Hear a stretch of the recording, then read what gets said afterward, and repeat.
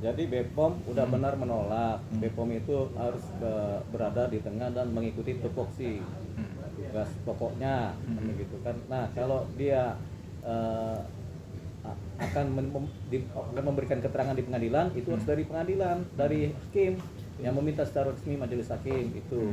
Atau kemudian ada kaitan dengan perkara jaksa yang kemudian mengajukan dia sebagai eh, saksi gitu. Jadi harus ada dari dua lembaga itu, APH ya, aparat penegak hukum. Nah, kalau sifatnya dari pengacara ya, itu kan sifatnya kepentingan terdakwa, bukan kepentingan penuntutan. Jadi kemudian si BPOM berat menolak, apalagi kalau nggak ada kaitannya dengan tupoksinya BPOM.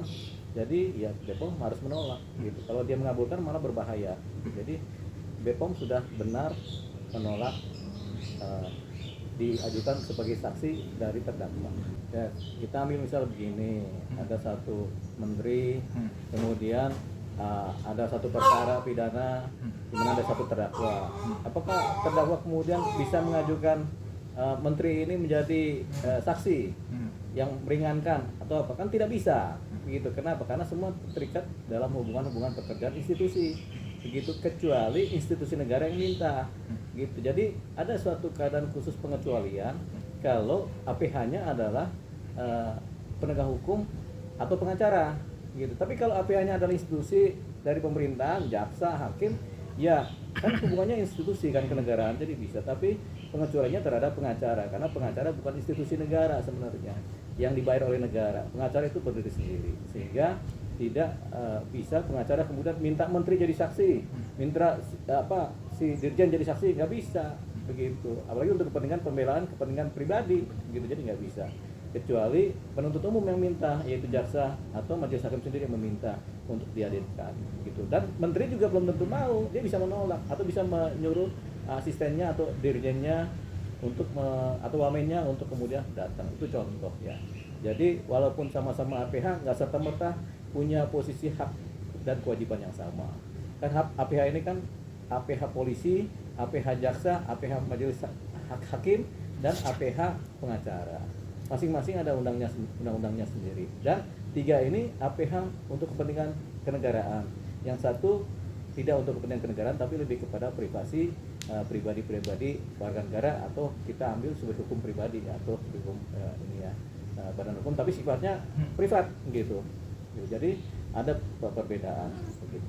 Nah ini kan pas wawancara kemarin ya Bang Dorsop Nikita nih, dia mengatakan kalau BPOM nih tidak netral terkait alasan tersebut. Ya. Tidak hadir terkait netral itu gimana Bang dianggap seperti itu? Ya, BPOM itu memang dengan tidak hadirnya dia jadi saksi untuk kepentingan satu pribadi yang sedang didakwa, ya justru dia adalah netral. Dengan dia menolak itu malah dia netral, artinya dia menjaga kepentingan semua pihak. Dan kemudian tugas pokoknya si BPOM kan mengawasi perizinan obat-obatan, dan makanan.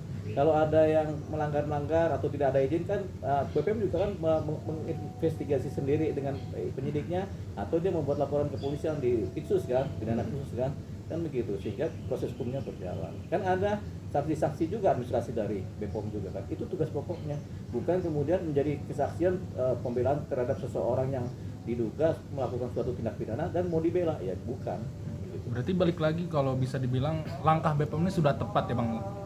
Ya kan sudah tepat, sudah benar. Jadi BPOM sendiri dengan menolak hadir sebagai saksi dari pihak terdakwa, dia sudah berada dalam netralitas yang paling tinggi.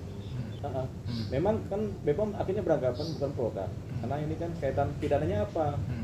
Pidananya penyuapan, pemerasan, gratifikasi, pidana pembunuhan, masa BPOM dilibatkan? Gitu. Jadi ini satu posisi-posisi yang memang intinya harus ada kaitan dulu deh. Kalau perkaranya produk atau perkara perizinan, BPOM turun. Tapi kalau perkara pemerasan, pembunuhan, penipuan, ya BPOM nggak boleh turun dong. Begitu. Itu udah satu posisi sendiri. Selain masalah tugas pokok ya. Jadi itu dia. Berarti kalau misalkan kita mau undang salah satu lembaga itu gak sembarangan ya Bang? Berarti harus ada ke lembaga, gak boleh permintaan dari pribadi. Misalkan kalau BPOM pemerintah, kalau misalkan itu berarti alurnya harus seperti itu. Iya, harus ada pemerintahan.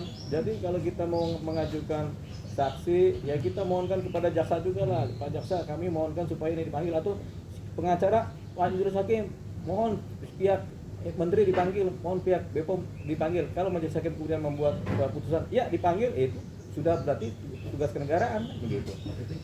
Nah, pertanyaannya ranahnya penyidik untuk memanggil saat BAP kasusnya NM terkait pemerasan untuk masuk dan dipanggil dan mau sebagai saksi di awal. Ya kan si penyidik itu kan kenegaraan. Oh. Iya, karena kan si penyidik polisi adalah pihak kenegaraan, ya dia memanggil ya boleh menjadikan saksi.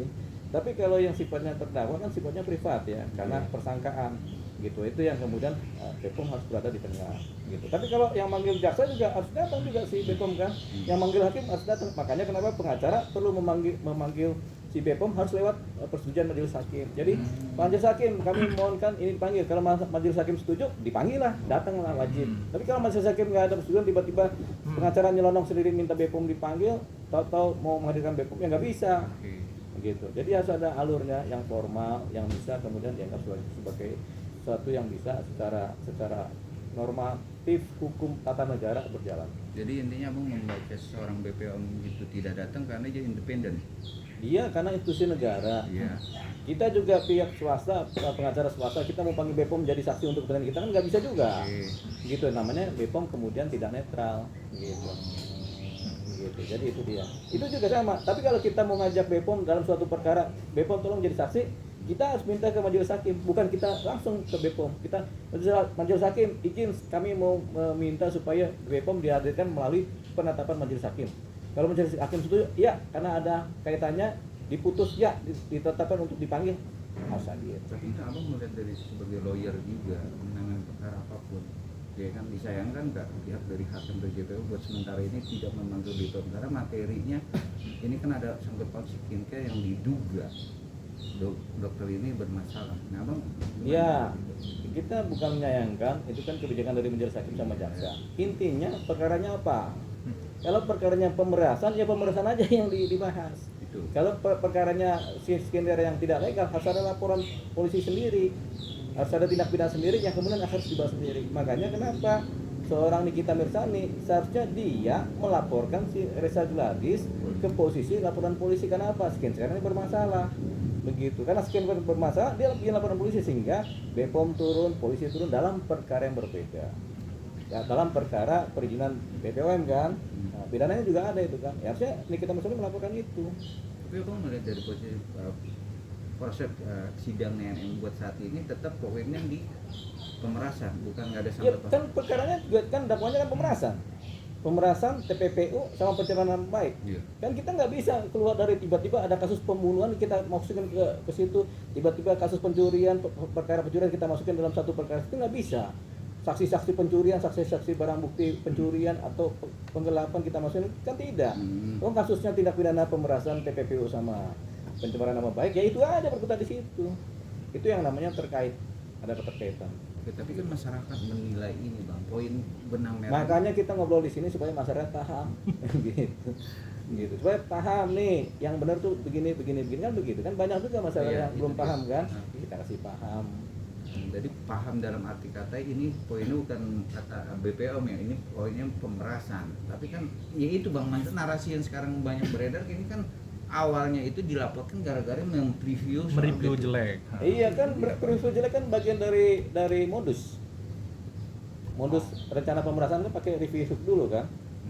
Kalau pemerasan sudah dapat kan akhirnya kan ancamannya dihilangkan, oh nggak ada gitu. Jadi kita memeras dengan cara mengancam seseorang. Ya. Ente kalau nggak ngasih aneh duit, aneh ceritain tuh ente selingkuh sama siapa. Iya. Gitu ya.